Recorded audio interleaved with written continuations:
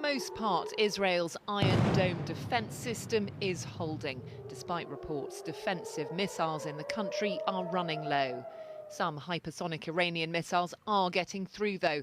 But experts say in this 11th round of attacks from Tehran, the barrage has been less intense.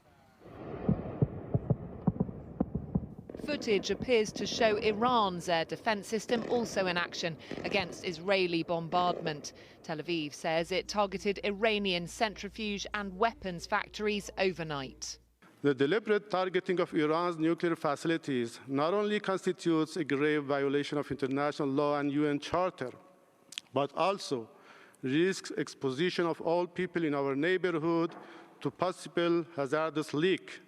This is not an act of war against our country. It is war against humanity.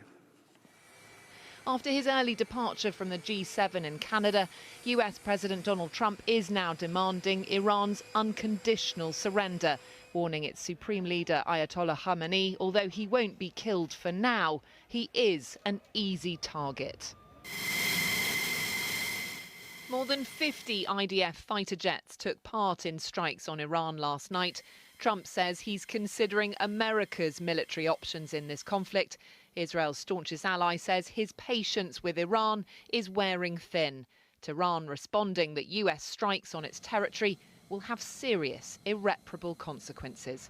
Olivia Guthrie, ITV News.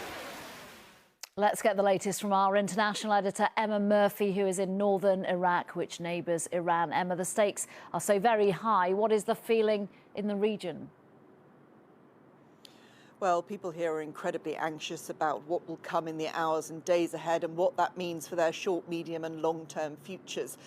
They have heard all the comments being made by all sides and don't feel an awful lot more enlightened as to exactly what might happen. And I think that is a view that's shared by many diplomats because, of course, this is a slightly different situation from the situation that many have found themselves in over previous years, in part because of who is in the White House. President Trump doesn't abide by the diplomatic norms that many have got used to. And one Western source that I spoke to this morning said it's really opaque and they're finding it very difficult to read the signs as to what the White House will decide.